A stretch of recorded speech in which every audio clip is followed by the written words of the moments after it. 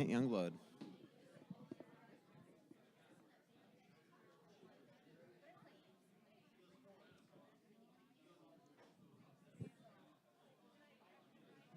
I feel like we should start with like a show tune. You go right ahead. So if you haven't been here, the way the podcast works is that the theme music that you hear at the beginning and the end of the podcast and all the ads, they're put in afterwards. So it's going to be a little awkward the way that we started. It's always awkward when Jim speaks. Are we capable of anything that isn't awkward? Yeah. Oh, good. That's a good place to start right there. I will do that. Welcome to the Russo Suhan Show, part of the Minnesota Sports Podcast Network. We are live at Hell's Kitchen as always. He's Michael Russo. I'm Jim Suhan. We're also doing the show, if you don't know already, we're streaming it on Facebook Live on Hell's Kitchen Minneapolis's Facebook Live page. Please check that out, and you can also ask questions that way. We'll also take Twitter questions. We'll take live questions at that mic as the show goes on. Took my sister and my daughter to brunch at Hell's Kitchen on Saturday. Nice. Fantastic. Mimosa bar. Thanks for the invite. They both enjoyed the Mimosa bar. Well, we wanted to have a good time. I like Bloody Marys. You're welcome to come next time. Next time I will invite you. I promise. Yeah. Yeah. This really is awkward. What is so awkward? Tell me your glasses story. Let's get the glasses story out So of the this way is quickly. unbelievable. So last night, I am honestly blind without my glasses on. And I don't write with them on. And so I'm constantly taking them off. And I don't want to get bifocals because I'm not like 80 years old. And so I always put them to the left of me in the press box. And so on this stupid occasion last night, I put them, you get a packet of game notes that are, stapled. It's probably 25, 30 pages. And I had my game notes folded, and I put my glasses on my game notes. With about a minute left in the second intermission, I had to get the spelling of that Pavel Zacha's name that scored the power play goal as I'm writing my game story. So I pick up my game notes to flip to the front, and as I do this, all of a sudden, I see my glasses just go airborne right over the press box and out. And now it's like, there's honestly, first of all, I had to think, did that really just happen? And I honestly, like an idiot, went over and looked down, and I'm like, I know I saw them fly over the press box. And so now I don't know what to do. So I decide to sit down and continue writing my story. And then all of a sudden I look at the ice and it's just a blur as players are coming out there. And now I have a heart attack because it sort of dawns on me how major of a crisis this is. There's an entire third period about to be played, and I can't see the ice. And also, at some point, I got to drive home. And so I again look over the press box, and I kind of see a very blurry vision, about 200 feet down, by the way. This thing landed in the club level, of a guy in a green shirt bend something down and pick something up and kind of look at something. So again, I don't see what he's holding, so I immediately yell for Carly Peters and Aaron Sickman, get over here, get over here. And they sprint down thinking that I'm witnessing a heart attack or something. And I'm like, my glasses fell over. Is that guy holding a glasses? And they are completely lost for what I'm talking about. So I'm like, Carly, I'm telling you, I think that guy in the green shirt and the blue hat picked up my glasses.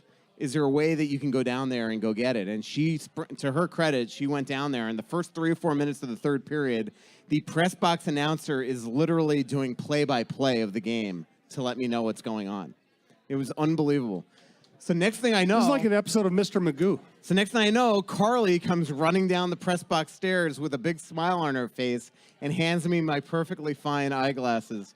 And she's like, you're not going to believe this. They landed in that guy's bag of peanuts. From the press box... That's a long way. Which is above the 200 level, down to the club level, they landed like this in a guy's bag of peanuts. So if it lands probably 1 or 2 feet to the left, the thing probably just breaks.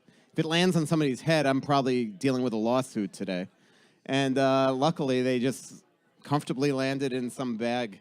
And so I gave the guy my card to, because I couldn't go down there and thank him, and I want to do something for him. I don't know what possibly I could do. I'm a sports writer. But it's not like I could sign, hey, you want an autographed stick? You want an autographed newspaper? So I gave him my card to email me because I have no clue who did it, but the person didn't email me today. So there's some good Samaritan out there that found my eyeglasses. This really gives me an idea. Yeah. I think Get LASIK? No, I think we need to steal your glasses every once in a while. It was so funny. So last night I was kind of looking back on my Twitter account trying to figure out, because I did tweet about it, of course, because I can't keep anything a secret. And I did notice that I got an unsolicited tweet from Whiting Eye Clinic. So, like, hey, it's time for LASIK. So, remember, I'm the guy that, like about 5 years ago was in Dr. Samuelson's, like, the Minnesota Eye Consultants. Mm-hmm. I was in his chair with the laser coming at me, and I'm like, time out. I'm out of here. He And literally ran. He ran left- from a doctor's I was office. getting LASIK, and I left the chair. Yeah. That's me. Your story reminds me of two stories. The first one, I'm covering the Twins in Tampa in like 1994 or something. Way up in the press box. You've been to their it's kind of a baseball stadium. It's really not a baseball stadium. And I'm sitting working on deadline. Kirby Puckett hits a bullet of a foul ball back. It hits right here, smashes the computer down, smashes the screen completely. I finished my story and sent it not being able to see what words were being typed.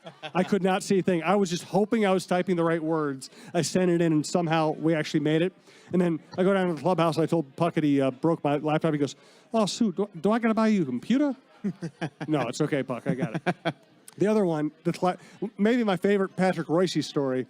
Royce worked for a PM paper covering the Minnesota Twins. And that meant he didn't have to have his story in right after the game. So he would go to the clubhouse after the game, do his interviews, go to the Minnesota room, drink with the scouts and the executives, then go to the St. Paul Pioneer Press at 3 a.m. and sit down and write a story, right? So this one night, he goes through that routine. He sits down to write a story, old typewriter now. This is old school. This is 30 years ago. And he's doing his one-finger pecking and typing on, this is great stuff. This is the best I've ever written. Pulls it out of the typewriter, puts it in the editor's inbox, goes up to the nurse's office to sleep it off. Morning deadline comes for the afternoon papers. Editor comes up, starts shaking him awake. He's like, "Leave me alone. I wrote a great column. Patrick, we need you downstairs." Finally, they talk him into going downstairs. He goes down. They show him the sheet. Not one word of English. He put his hands down, one to the right of where they should have been. Oh, my goodness. Let me say some thank yous again. Thank you to Hell's Kitchen for sponsoring the show and hosting the show. 9th and Nicollet, downtown Minneapolis. Great Bloody Mary bar, great Mimosa bar.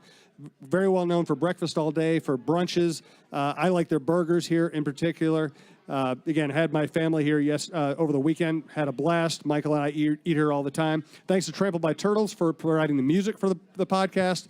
And thank you to our other sponsors, Twill in the Edina Galleria, Fixology in the Mall of America, Fixology Repair, and Crown Bank, our longest tenured sponsors. You can find more about them at crown-bank.com. All right. We actually have a loss to talk about. I don't know how to do this with this team. Yeah, I didn't know how to write it. Actually, it was... All right, I don't want to piss off any Wild fans. Oh, but go it was ahead. nice to have a loss for a change. Just, mix it up. Right? It was good to see Boudreaux get out there and You're in a rip weird mood. somebody. That's all you want. You want Boudreaux angry because he'll say something funny or interesting. Yeah. It was like during the winning streak, I got tired of writing the word streak, and then I got tired of writing the word victory. So, except for Trampled by Turtles victory that opens this podcast. Look, they lost.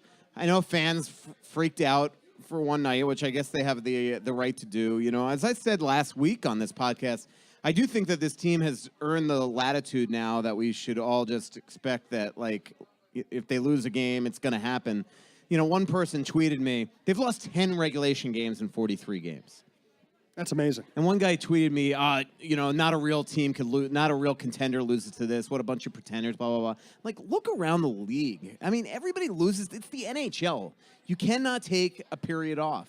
And last night, they played really well for the first 35 minutes of the game, and then they just, as Bruce Boudreaux said today, we're a train wreck in the third period.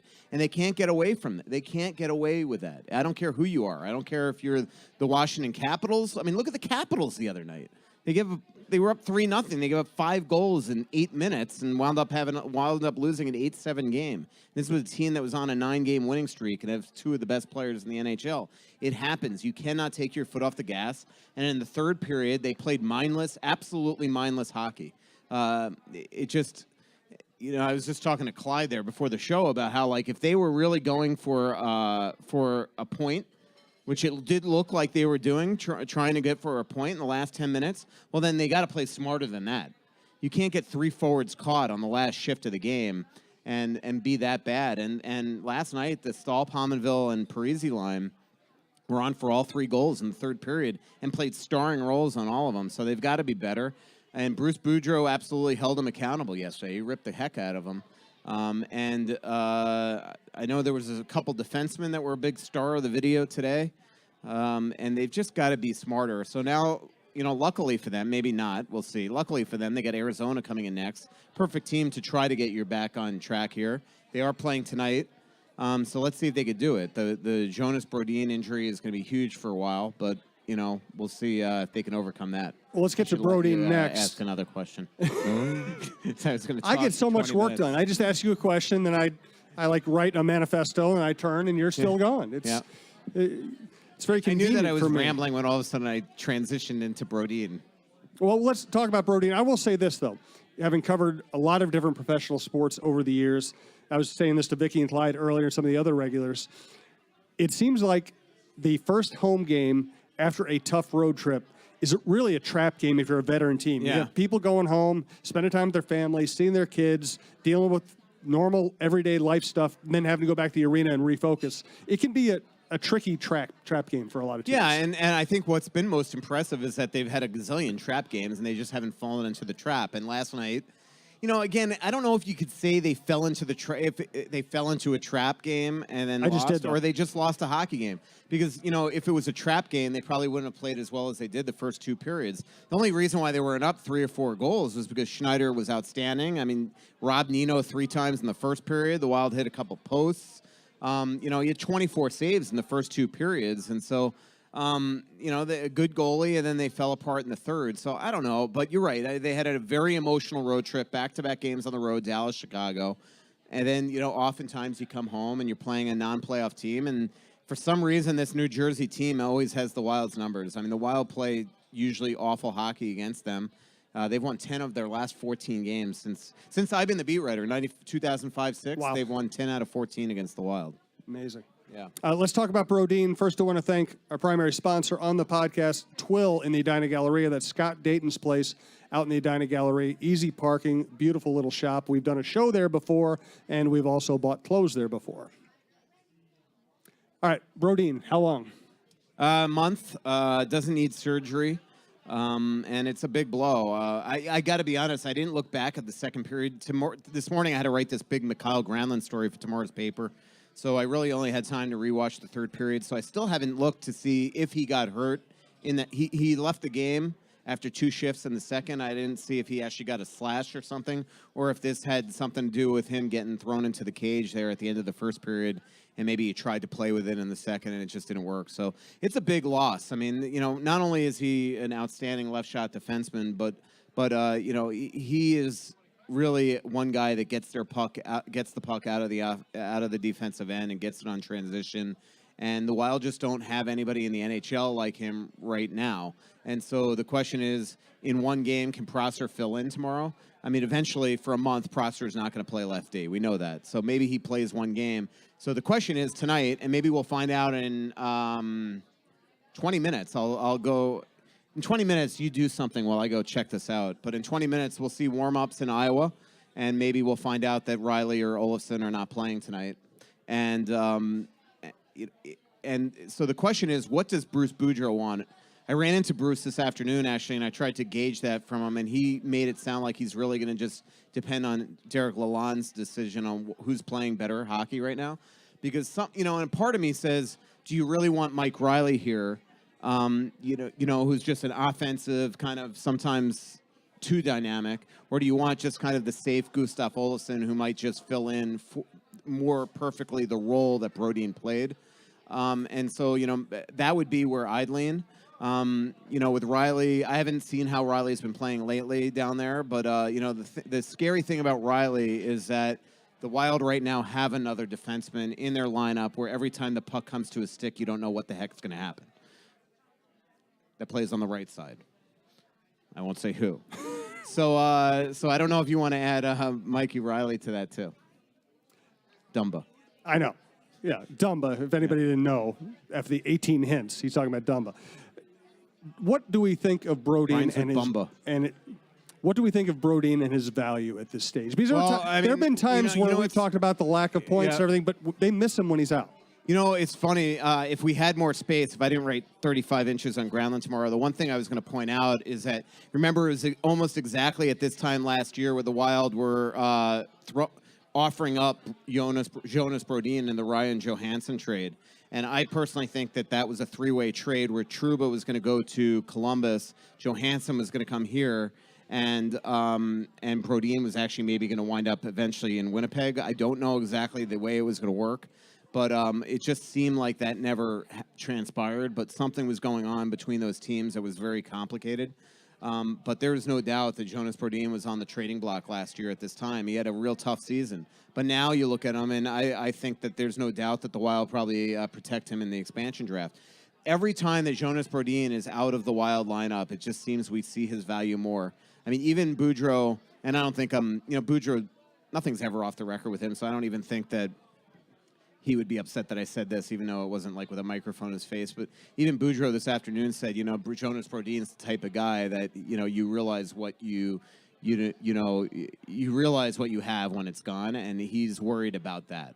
Can they, there's certain you have to persevere when there are injuries, but there's certain players in your roster that are not irreplaceable, but mean so much to the symmetry on the ice that just taking them out can really derail a lot of things. And just taking Jonas Brodin out of the lineup now scrambles two pairs. And you're now taking a right shot D that is nowhere near Jonas Brodin's role and putting him in left shot. And that's also what Boudreau was saying today, is you can't expect Nate Prosser to be Jonas Brodin. So that's why I just, to me, makes almost more sense to call up Olofsson, because I think, and again, a lot of this is depending on how Olofsson and Riley are playing. Maybe Riley's playing out of his mind down there, and he's the one that deserves to be rewarded. But if it were me right now, just knowing the two on paper, I think that it would make almost more sense to bring Olofsson here and try to take somebody that is kind of Jonas Brodin light, that plays almost the same way, and see if he could just fill in that role without messing things up too much. You saw Dead Man Winter last Friday. You were trying to talk me into going down there with you, and I invented that I said, my sister's coming down or something to get out lied. of it. I knew you lied. How was it? It was incredible. Awesome trip. Went down to Mankato, went to the Mankato Brewery, and Dave Simonette was kind How come enough all to- your trips involve some kind of brewery or distillery? That's where he played. Mm-hmm. It was packed, jam-packed, sold out. And he was nice enough to let me come backstage. I was taking a lot of selfies with like 50-year-old guys, and so That's kind of what you're doing here. yeah. So Simonette was like, "Yeah, you want you to come back." So it was funny. So many people was like, "What are you doing in Mankato? What are you doing in Mankato?" Because everybody knew the team was in Dallas, and I was like, honestly, I don't know.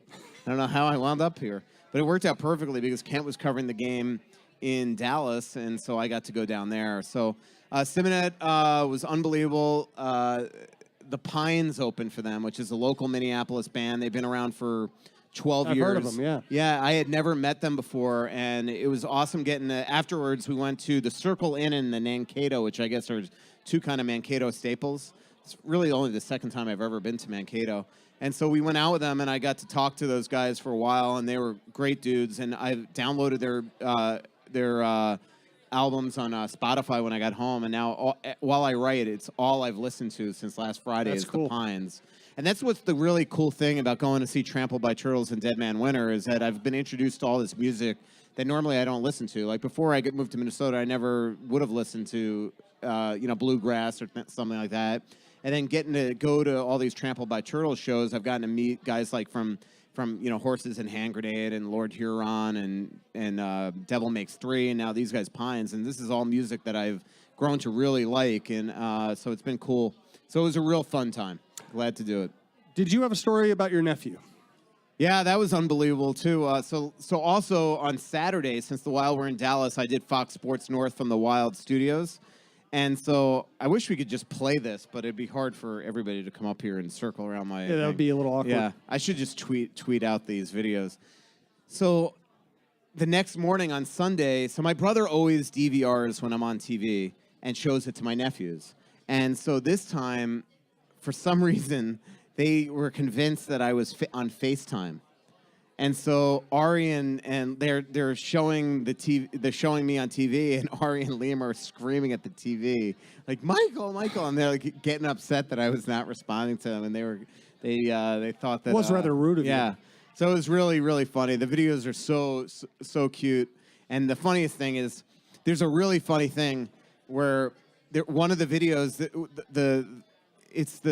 I did this segment where we're talking about Cody McLeod being traded, and so both boys are watching the TV when Cody McLeod is fighting Jerome Iginla, and so right away, Ari's like fight, and Adam's like yeah, fight, and like both boys are really excited, and then Jamie, Adam's wife, goes no fighting, and then you hear my brother in the background, oh yeah, guys, no fighting, like Adam was like suddenly remembered that he should actually be a good influence and would tell them that hockey fighting is not a very good thing and that you guys should not fight. At least to make sure there's not a third man in. Yeah, I know, That's the exactly. key.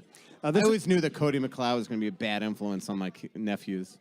This is the Minnesota Sports Podcast Network. All the shows are available at mnspn.com. You just subscribe at iTunes, subscribe at your favorite podcast app, listen any way you like. We're also doing the Russo Suhan Show live from the stage at Hell's Kitchen and Facebook live broadcasting it.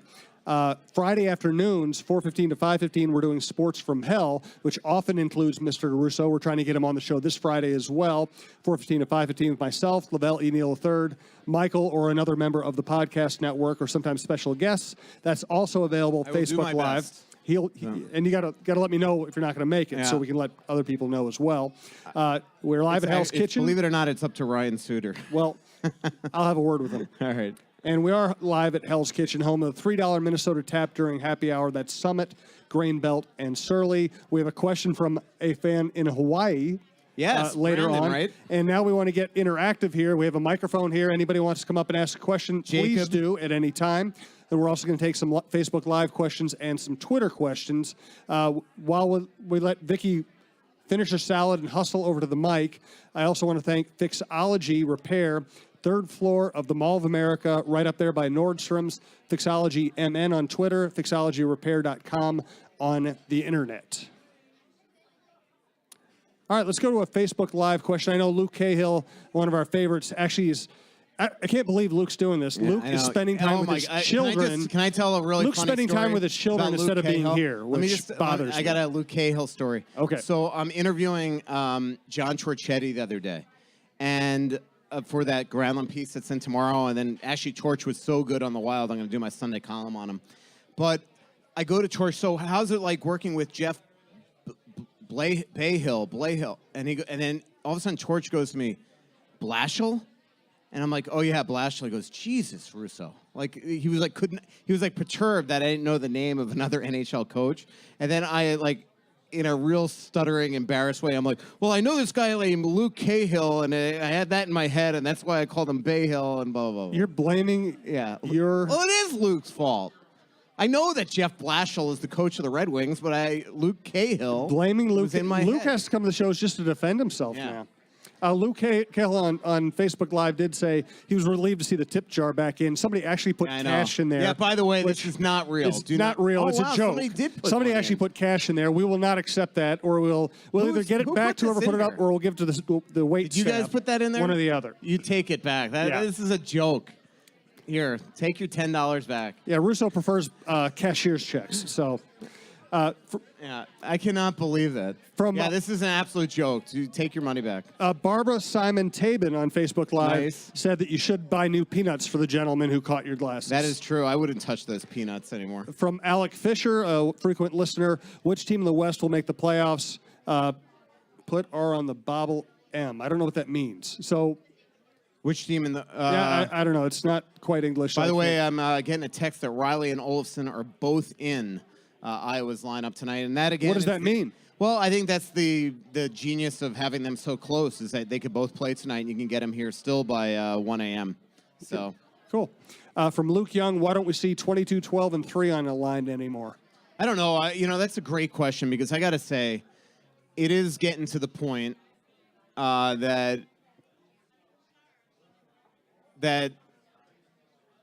trying to get two guys going on this team is becoming the detriment of Eric Stahl. And so they've got to – the best line this season that Stahl has been on was with Nino and Coyle. So they've got to figure it out, And I don't think that having Zach Parisi with Eric Holla and Jason Pominville is a bad line at all. So if I were Bruce Boudreau, I would go that route. I think it's a great question. Good question, Luke. From Alec Fisher, I'll get a question that I understand. How about Bufflin for a rental price? Bufflin for rental? Yes. Remember, Bufflin signed a long-term contract. Okay. So that answers that. A rental. From Brian Trasinski, Detroit may be trading Vanek. Did Fletcher even try to trade him last year? Yeah, I mean, they're trading Vanek because he has a one-year deal at 2.6 that's going to be worth $800,000 at the trade deadline. Vanek had 2 years left at 7-something a year. He was untradeable. So there are so many people that have asked this question and are ripping on Chuck that Detroit might be able to trade Vanek, and Chuck couldn't. It's a new contract. He was untradeable with the contract that the Wild signed him. He was untradeable. There's nothing better than getting Russo frustrated. Yeah. So let's all the Vanek question's becoming a get little him going this week. So okay. And by the way, the Wild cannot trade for Vanek. They are not allowed to trade for somebody they bought out. Rank your most annoying questions at the moment. Expansion, Vanek, anything to do still with Backstrom. No, I'm just kidding. And what you do in the summer. Yeah, that one. Except when it comes to defined destinations, Jim. Tell me Great about it. Great segue. Well done. You were such a professional. I backed into actually, that. I'm flying the other day to Chicago, and I'm sitting in seat 1B. Just saying.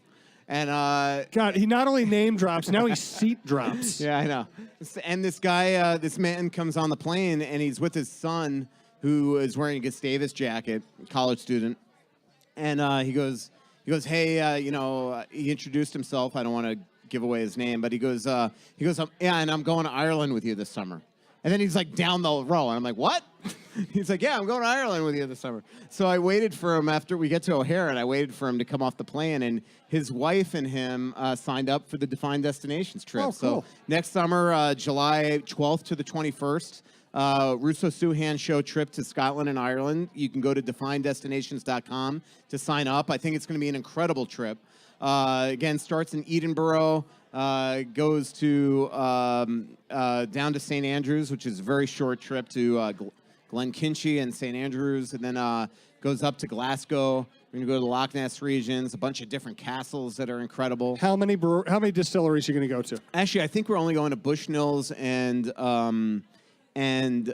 Glenkinchie.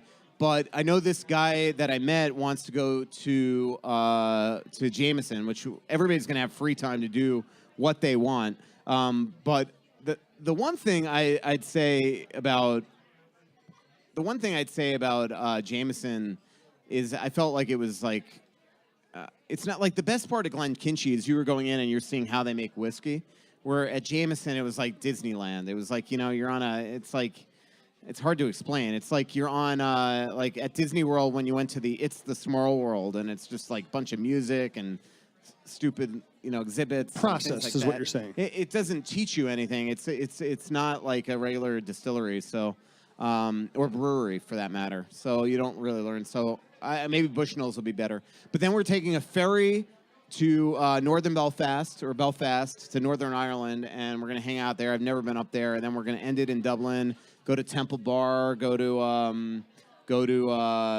mean, I'm looking forward to seeing Irish music. Go to Guinness. Go to Bushnell's. Michael Kenny, poor Michael Kenny, sends me these things. He's like, talk about the castles and things like. I'm like, yeah, but I want to talk about Glen Kinchy.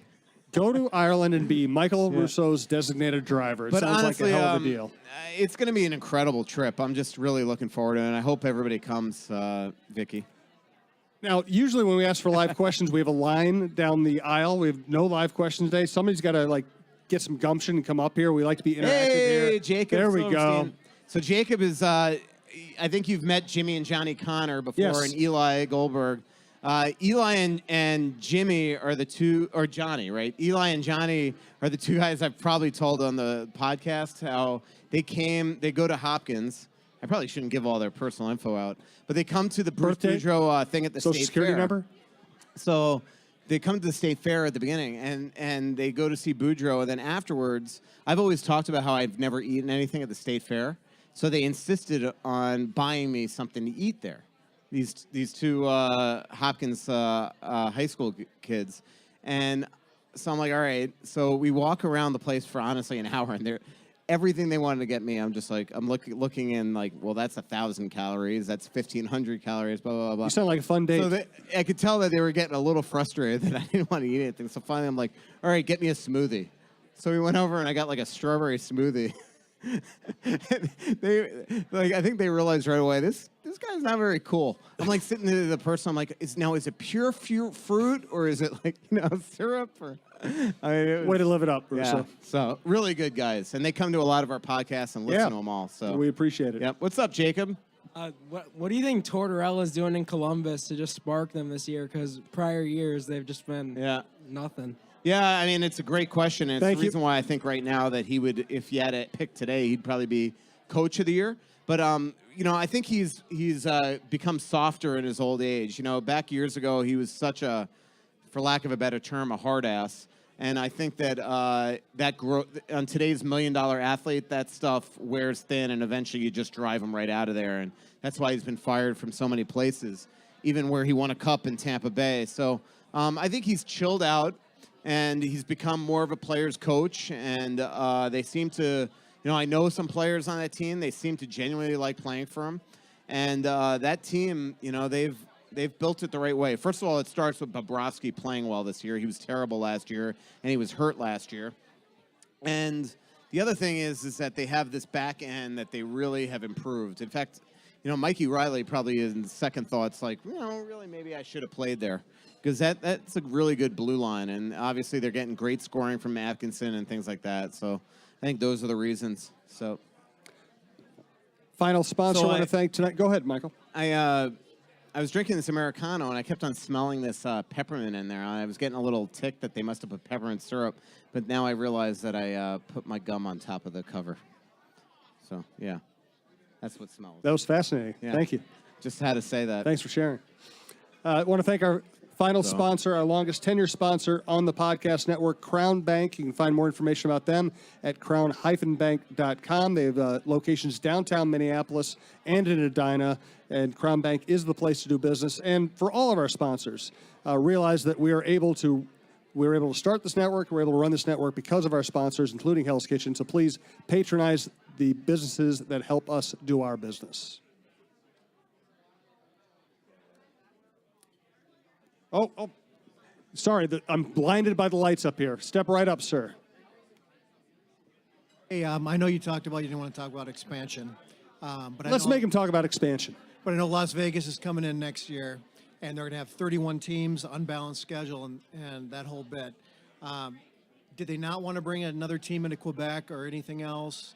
Well, And- I'm sorry. I'll interrupt your first thing just to answer it because I have a low attention span. I'll forget. But basically, if they put it in Quebec, now you'd have 17 teams in the East and 16 in the, or you'd have what is right now in the you have 16 and 14. Oh, I messed something up in the paper today. Uh-oh. Stream of consciousness at its Yeah. best. Yeah, you'd have 17 and 15, and then all of a sudden you have two more in the East. So what they want to do is use Quebec as, I think, relocation insurance, if in case like a Carolina moves, and then maybe eventually put a team in Seattle. Well, so we have one team coming in to play next year, the Las Vegas Golden Knights.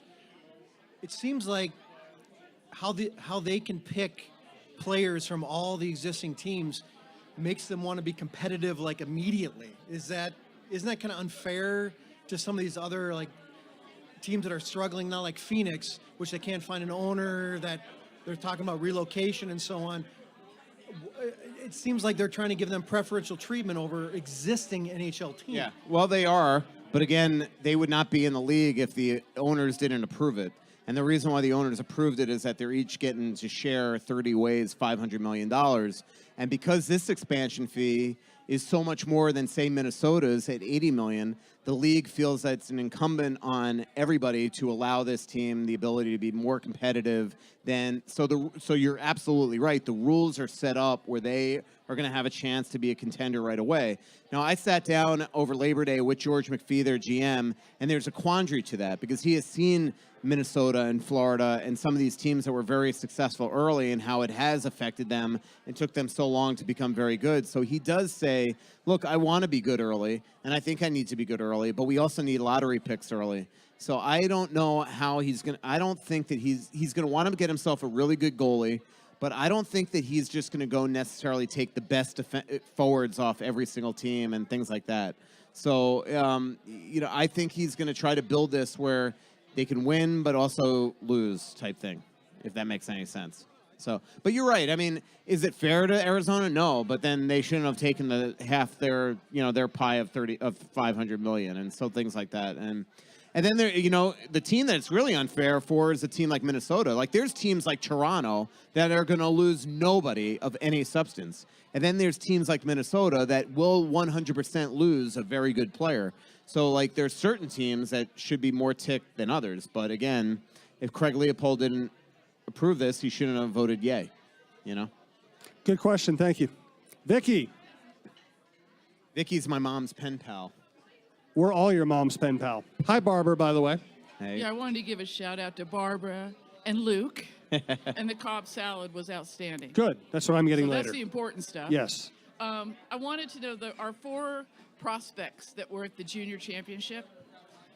Kunin and Eriksson Ek and Greenway and the Kaprizov. Russian guy. Yeah. What? I get them all mixed up. What do you think is the timeline for those guys getting to us? I'll tell you that in a second. I just noticed my mom's text. I know we're not giving We're not text. going to do. Yeah. Yeah, she just said to me, listen to Jim or pretend to. I think she feels that I'm not really focused in on what you're saying. The timeline, Kaprizov She's a very is 2 years perceptive lady. away. Now, are you saying turning pro or to Minnesota? Oh, okay. I mean, that's harder to say. I mean, Kaprizov is 2 years from even coming to North America, but he's not going to play in the NHL right away. I doubt it.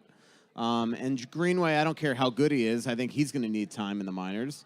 Luke Kunin's going to turn pro, I think. Both Kunin and Greenway are going to sign, I think, right after their season and go to Iowa. And remember, they're not going to be able to sign until after the trade deadline, so they are not even rule-wise allowed to play for the Wild in the playoffs. Because if you're not on an NHL roster at the trade deadline, you can't be here. You can't play. You're not playoff eligible. So you can technically play them here, but you're going to probably put them in. You probably sign them to 3-year deals and put them to Iowa on amateur tryouts so you don't start their clock. But again, I think Kunin's going to need time in the minors. So Iowa could be a good team next year. And then Eriksson Ek is somebody that I think will make the Wild out of training camp next year. So. Thanks, Vicky. Barbara, thank you for looking out for me, but my job on this show is to just stay the hell out of the way. So I'm going to continue to do that. I want to go back. We talked about the loss on Tuesday night because it was the most recent thing, because it was a little shocking. But we haven't done a hockey show here in a week. That was an amazing road trip and an amazing weekend they had. Yeah, no, it was. And that's why I think that everybody should just chillax. I mean, this isn't a video game. There is another great team out there, and I'm sorry. I don't care how bad the perception is that New Jersey is this season. They have Taylor Hall and Adam Henrique and Kyle Palmieri. I mean, these are good NHL players and a great goalie in Corey Schneider. That team could beat you any day of the week, and they're beating teams lately. They've won 3 in a row. What was so disconcerting is the way it happened. They lost by blew a 2-0 lead, and they gave up 4 goals to a team that had scored that many once since December 2nd. So before that, they played 6 straight games where it looked like after the game against Columbus would have been primed to melt down. That would have been primed for them to fall apart. And what they did is they went to San Jose, LA, and Anaheim, and they came home against Montreal, and they went to Dallas and Chicago, and they got 11 out of 12 points. If that doesn't, I know fans pay a ton of money and are invested emotionally into a team, but if that doesn't afford a team a little bit of leeway to say, all right, they lost to New Jersey, I don't know what does. Now, all of a sudden, they go 0-4 in this road trip, get concerned. Then you have the right to be angry. But, it's one loss.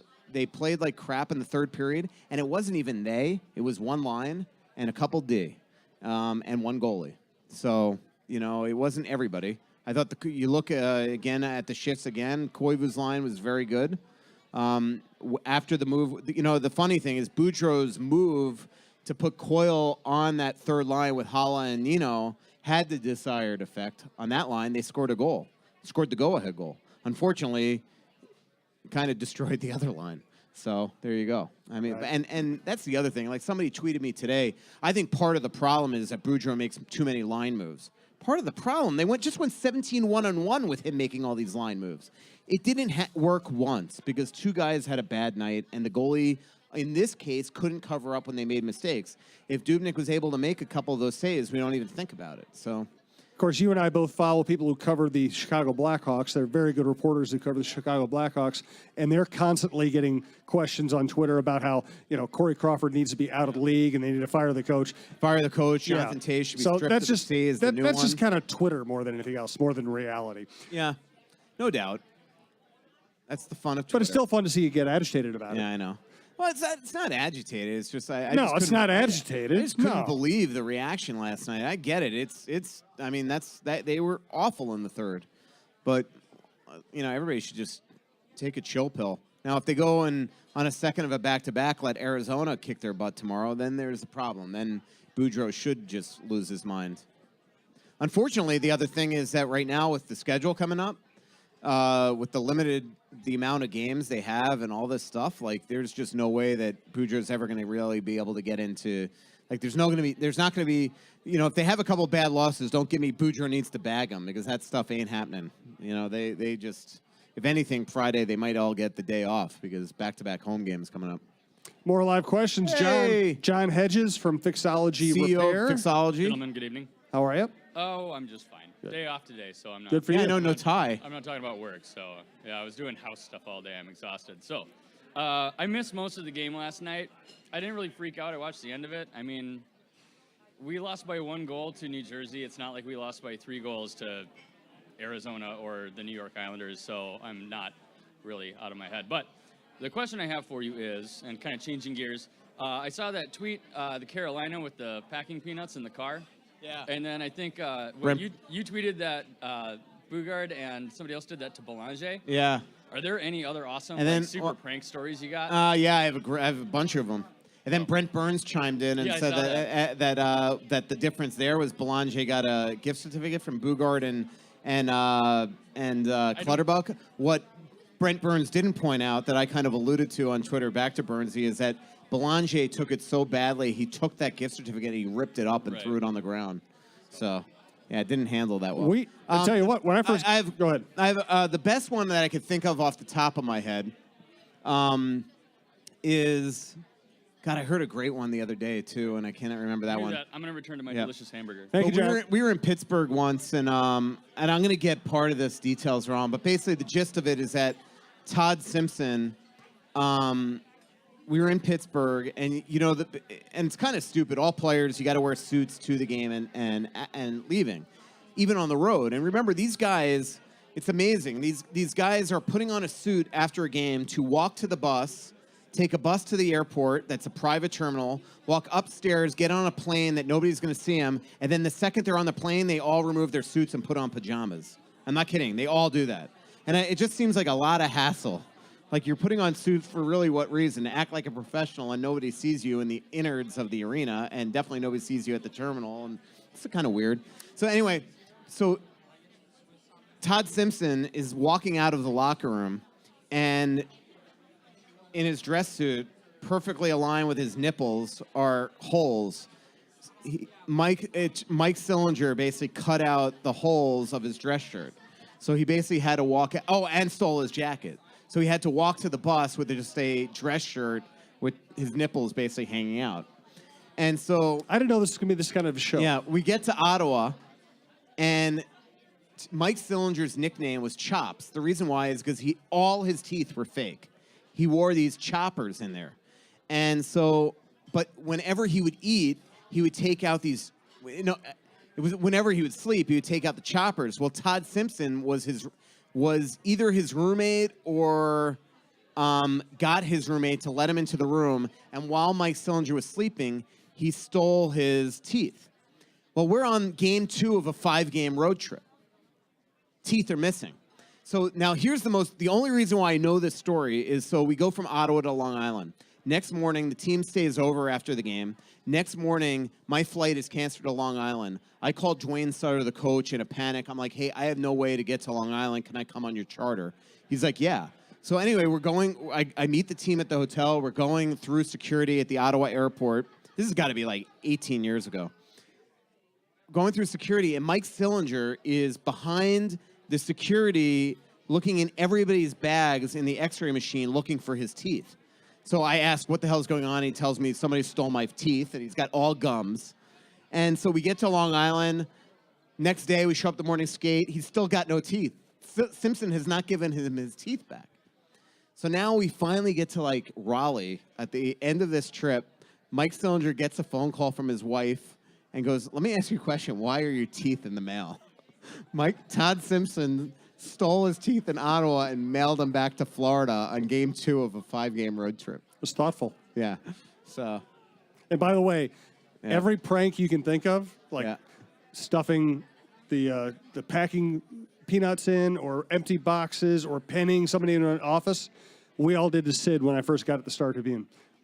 He would show up and he couldn't get in his office. It was all empty boxes. Yep.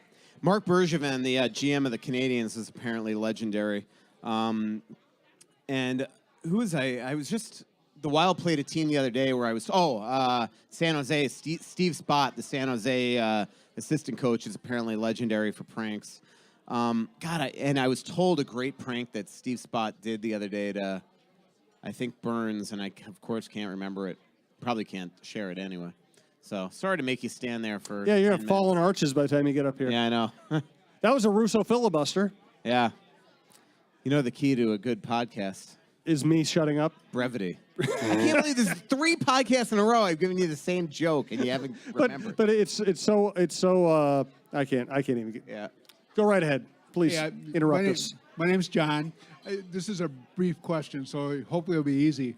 You know, you guys have been covering sports for years. We're old.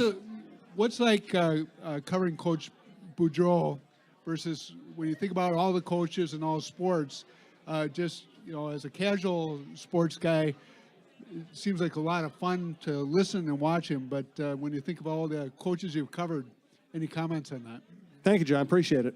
Well, I mean, I'm having a blast covering him. You know, it's hard not to, you know, it's just hard not to sit there and just enjoy every moment. And, you know, it's like, you know, even today I ran into him during lunch and just shooting the breeze with him. I mean, it's honestly, every time you walk away from him, you're kind of in a better mood. I mean, he just has this way of the guy loves what he's doing. He loves hockey. And if you love hockey and want to talk hockey with you, he will be forever your fan, you know, your buddy. Craig Leopold was telling me a story when I sat down with him in California about how after Boudreau was hired, he went to dinner with Chuck Fletcher and Bruce Boudreau. And Chuck was a little late for some reason. So all of a sudden, Craig Leopold, it was at the beginning of football season, Craig Leopold started shooting the breeze with Boudreau about football. And Bruce goes, I'm going to be honest with you. So, like, normally, you know, the coach would be, this is only probably his first or second time ever even meeting Craig. So normally you would probably be like, just, you know, yes, yeah, you know, just BSing your way through the conversation to just appease the owner. And Bruce goes to him right away. He goes, Craig, I'm going to be honest with you. He goes, you talk to me about football or basketball or baseball, it's just over my head. But you want to talk to me about hockey, I'll talk to you all day long. Like, he basically told the owner, I don't want to talk to you about football right now, but you want to talk to me about hockey, let's do it. And that's how he is. I've been fortunate enough in my career to cover a lot of tremendous coaches and great people, but this so far has been an absolute blast. He's just a really cool guy to just cover. Has no filter. Is honest as heck. Just think of last night. He just ripped the crap out of Eric Stahl and Zach Parise in the post-game presser. Two of his best players. And there was not one part of him that thought he was doing something wrong. Why? Because He's right. he's right. And so that's just the way it But he works. also doesn't have an agenda. Yeah, no. There's nothing sneaky about it. Yeah. To me, it's a lot of ways like a sports writer, like if it happens, you write it. You got to take the good with the bad. If Eric Stahl scores the game-winning goal, you write it. If he is on the ice for 3 goals against, you write it. I mean, that's just the way it is, and it's the same thing with Coach. If Stahl scores the winning goal, he's going to be lauding him. And if he is last night, he's going to say it's unacceptable. He's not going to insult your intelligence. There are certain coaches that pain their way to not saying anything bad about anybody. We all have eyes. We all saw it. Devin Dubnyk was asked after the game last night, what'd you see on the last goal? He turned to the reporter and he goes, same thing you saw. Top corner. Beat me. So. And I've been covering pro sports since 1989, and I've covered a lot of great personalities. I've liked a lot of people I've covered. Yeah. I'm just not sure I've met anybody who's as comfortable in their own skin as Boudreaux. Yeah. There are guys who are funny, but sometimes they're trying to win you over with their humor, or it's a shtick, or they're trying to get a reputation. Boudreaux just seems to be who he is all the time. Yeah, I said to his wife today at lunch, I said, just to let you know, I'm covering the All-Star game. And he goes, yeah, he's going to need to talk to you. That's what Boudreaux said to her. And she's like, okay. Like Bruce is now my PR person. That's That's awesome. pretty funny. This Yes, is sir. John's son, Brian. Yes. Yeah. Hi, Brian. So I got a quick one. I'm usually terrible with for names, Michael. too. So I know you spent a lot of time with Green Lane LaPanta. So if you're stuck on a desert island, Green Lane or LaPanta? Oh my Great God. Don't get me in question. trouble. That's a great question. You're going to answer it. I'd rather just jump in the ocean and hope for that shark eats me. That is a tough question, and That's I awesome. can't answer it because I'll get killed by one of them. Answer it. No, I can't answer that. They're two great people. That's not what you usually say. Yeah, I know. So what's worse? They both stress me out to high heavens. Well, the great thing is doubt that about you it. wouldn't, you're on a desert island. We're assuming there's no electricity. LaPanta's voice could be your alarm clock. You would never be able to sleep in. And then Green You Lake. want to see a funny thing? There's, I don't even know how you could get because he's so prolific on Twitter. You'd have to go back to but there's a guy on Twitter named John Sharkman, at John Sharkman. And again, this was back in San Jose, so only like a week and a half ago. But he tweets so much, it might take you an hour to go through his tweets to find it. But he took a picture of me at dinner with Anthony talking, and honestly, it was like it captured the moment so perfectly. Anthony is just just hasn't shut up for like an hour, and I am honestly like this, just like it is. Hilarious don't you hate it when you're in a conversation and you never get to talk? You got it. Wouldn't that be a horrible thing? Just go to the Twitter account, John Sharkman, click his media, go through his pictures back about a week and a half ago, and look at this picture. And it is honestly it is so perfect, and he captures the moment. And what it looks like is what was happening. I was just like, enough. Stop talking. I have no comment. I have absolutely no comment on this. We want to get to we actually have listeners like all over the world. Yeah, Hawaii. And this one is a listener from Minnesota, now lives in Maui, says he can't make the live podcast, to be difficult logistically, but he listens to all of them. So I wanted to get to his questions today. This is kind of an inside journalism question. As a writer being so involved with the team, do you ever start getting emotionally invested in the team? Like, do losses disappoint you? Do you get excited over the big wins? Or are you able to separate it all and think of it as just as work or business? No, I mean, it's mostly anything that stresses you out on a loss or a win is because of something you got to write. I went home last night kind of stressed that they had this bad loss, and I basically was waking up to write this huge Mikhail Granlund story, and my article in tomorrow's paper wasn't going to be anything to do with really the loss. And then you got to kind of wake up and say, all right, it's just what I was saying. It's one loss in the last 20. It's one out of game 82. If one day you don't get an exact follow from me on exactly everything that happened, that's where you just dump it on the blog. But look, there is no doubt. I was talking to a reporter about this. I was talking to Sherry Ross, Sherry Ross is the New Jersey Devils radio color analyst. First woman that's ever been a color analyst in the NHL. She used to be the hockey columnist at the New York Daily News. That's where I know her I've known her from, for yeah. 20-something years, horse racing, everything. And big Bruce Springsteen fan. And she was even saying, we were talking before the game, she goes, this has got to be fun to cover. I'm like, it really is. It's not because you're rooting for them. It's just so much easier to be around them. You walk in the room every day and you don't have 15 guys that want to kill you. Right now I got one. It's And who might that be? It doesn't even matter. And We'll get it out of you. yeah. So but it is. It's just easier to cover. They're fun stories to write. It's much better than a 12-game losing streak. So that's where it comes down to. But I will say I'm completely open about it. If the Wild are down by a goal or 2 goals with 5 minutes left in the game, I want them to lose. And it's 100% because of my article. Because when things are, like that game in San Jose was a hellacious game to cover. When they rallied Overtime. back When you're on twice. deadline, overtime is the enemy. You cannot Actually, get your work sometimes done. when they do tie the game up, you want them to get to overtime so you have a little more time to finish your story. In other words, But last night, when it was tied and then they lose the game with 2 minutes left, that is not fun. That's when you're kind of just rooting for them to get to overtime, so at least the whole salvage a point stuff happens. So a lot of times when you get emotionally invested, it's based on what's going on with you selfishly at that moment. So I couldn't put that any better. By the way, Brandon Parado is the fan from Hawaii. the Wild win a cup, I'm not getting a ring. But No. trust me, I want to cover a cup team. That's a good for way the to put stories. it. One more question from Brandon in Hawaii. Has Minnesota become one of the most desirable places to play in the league? Yeah, I think that there's a lot of desirable places when everybody pays you millions of dollars. Some are more desirable depending on what you want. Well, when you if make the kind of if money you're- NHL yeah. players make, you're going to live in a nice Yeah. place. And if you're an NHL player that's just in it for the money, you probably want to play in South Florida because they got no state income tax, or Texas or Nevada or whatever. If you are somebody that wants to be in a hockey market and get a snow blower for Christmas and build a pond for your kids to play on, or build like Eric Stahl just did, that's desirable for him.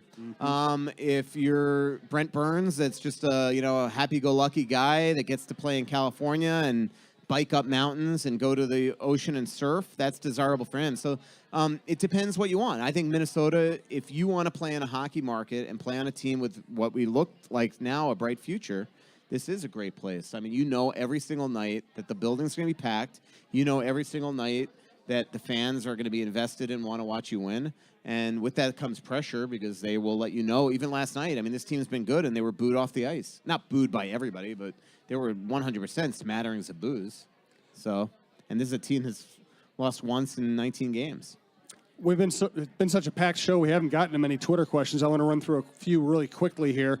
From Nick Henry, Russo's Filterus Russosaurus, also Russo's Filter, friend of the show. I was supposed to be on his podcast a couple days ago, and it just didn't work out. So I think it's going to be next weekend. And Nick also runs the Minnesota Sports Fan Podcast on our network. It's a cool show. Have fans calling in. They have some cool guests. Please check that out as well. He said, I wore the tie that I bought at Twill today. Lots of appreciative looks. That's all. Wow. Thank you for patronizing our sponsors. Aaron Williams, who's the one guy in town that harasses you the most or the worst? One guy, meaning player, or one? No, person, like fan. You gonna tell one us? fan that harasses me the most? Russo's slacks. There you go. No. From Yeah. Nick Griffin, is there a Russo's Glasses parody account yet? I have no clue. Unless Actually, I there give is. anybody ideas.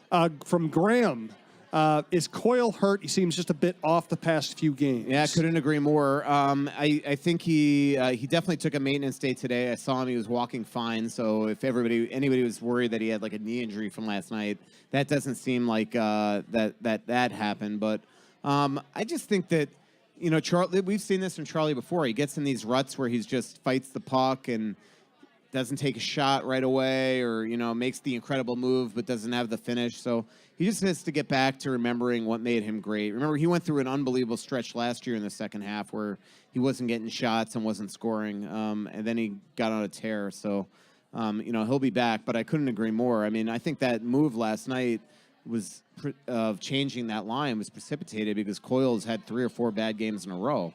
I don't think it was Pominville getting off the third line, although it didn't help the first line. It was getting Coyle off. From Jason Piant, longtime listener, Eyes on Vandy on Twitter. Is there a correlation between the training and strength and conditioning staff changes and relative health of this team? I think it's conjecture. I think sometimes there's good fortune. Even Chuck said that yesterday. But look, there's no doubt the Wild made some changes there, but, you know, that'd be total guess on my part. You know, they could just be very lucky that they've had no injuries. From Randy Buse, who's getting traded at the deadline? You know, I just think that they're going to probably add a bottom. A lot of it will depend on health.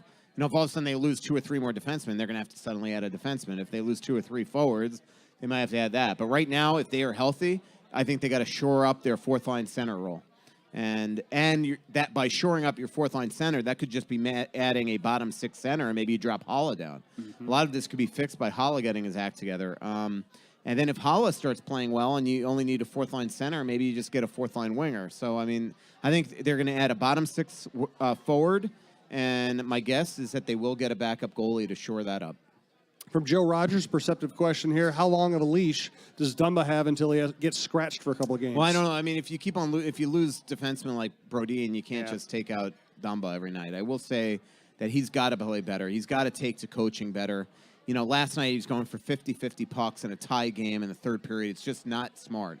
He's got to play the situation. And I saw, you know, Scott Stevens talk to him on the ice today. I heard that Dumba was a big part of the video. And so you're right, but, you know, you got to take the good with the bad with him. He's got assets that this team doesn't have. He's a big shot right defenseman that has scored some huge goals lately. He scored a big goal in Dallas that turned out to be big when they blew that 4-0 lead. He scored the, was it the tying goal or the winning goal in Anaheim? I can't even remember. It was the tying goal because Spurgeon scored the winning goal. You know, I mean, and that was on a cannon shot. So there's just certain things. And just the other thing is that people got to remember right now is I don't think you could just take Dumba out of the lineup because you just lost a power play defenseman in Brodin. So my guess is that they're going to have to let Dumba play through this. But he has got to start thinking the game. You know, it's just that's what surprised me the most about the third period last night is every mistake he made in Chicago by going for 50-50 pucks kind of in really strange situations with nobody backing him up, he did the next night in the third period. So it wasn't fixed. And I've got to think the coaches are saying something to him. Now, maybe because they won that game, they just said, all right, we don't have to get on him right now. But they better get on him now. You know, you just cannot. There were 2 or 3 plays in the second and third period yesterday that he just cannot go chase that puck. There's nothing. All you're doing if you get to that puck is throwing it down the boards anyway. You're better just letting go of possession there and just, you know, living for another day. From Brett LeBear, I hope I'm pronouncing that correctly. Biggest disappointment in the West so far? Well, I mean, it's got to be Colorado. I know that's not true. I mean, it's Dallas. Dallas has been unbelievably. I mean, they won the division last year, and they had a huge game yesterday. They held on. They were up by a ton and won 7-6 in New York. But their goalies are a major issue, and their blue line's been terrible. You know, I've been remiss. Brandon Morton, our longtime producer. First day back after breaking his kneecap, he gutted it out. Amazing. Crutches, brace, everything, made it to the show. Glad to have Brandon back. Thank you for being here. One more Twitter question, and I think we'll wrap this up before Michael gets laryngitis. From Bill on Twitter, the Wild seems to be extremely deep with their prospect pool. Can you see them tapping into that at the trade deadline? No, I really can't. I just... they're not going to make. I don't think they're going to make a big move at the deadline. This is, if any year is one, I think you You sit there and you try to get better and strong and you know, let's put it this way. I mean, what do they need that's available out there that wouldn't be that wouldn't cost you a fortune to get that for on just a short-term deal? Like somebody brought up Shattenkirk to me today. Does that make any sense? Do you know what you're going to have to give up to get Shattenkirk? And he's an unrestricted free agent that you cannot afford to re-sign. So, I mean, to me, they have proven to be a very good team right now. They have a pretty good top 9. And if you can get yourself a fourth-line center or a third-line center and shore up that, I think that's the way to go. Their blue line's outstanding. Again, a lot of it's going to be based on health. But to give up prospects right now, to me, make absolutely no sense at the deadline, especially when you don't know what's going to happen with expansion. So, Michael, you're on fire tonight. Great stuff. He's Michael Russo. This is the Russo Suhan Show, live from Hell's Kitchen, 9th and Nicollet, downtown Minneapolis. Bloody Mary Mimosa Bar, famous for their brunches, their all-day breakfast. Thanks to our sponsors, Twill in the Edina Galleria, Fixology Repair in the Mall of America, 3rd floor by the Nordstroms. Thanks for being here, John. Appreciate it. And Crown Bank at crown-bank.com. Also, check out Define Destinations if you want to go be Michael's designated driver in Ireland this summer. And thanks to all of our regulars and all the new faces who showed up. Thanks for all the live questions, the Facebook live questions, and the Twitter questions. You can always catch these shows either at mnspn.com or on Facebook Live at Hell's Kitchen's Facebook page. Thanks once again to everybody. This is the Minnesota Sports Podcast Network. And cheer Michael. He likes that.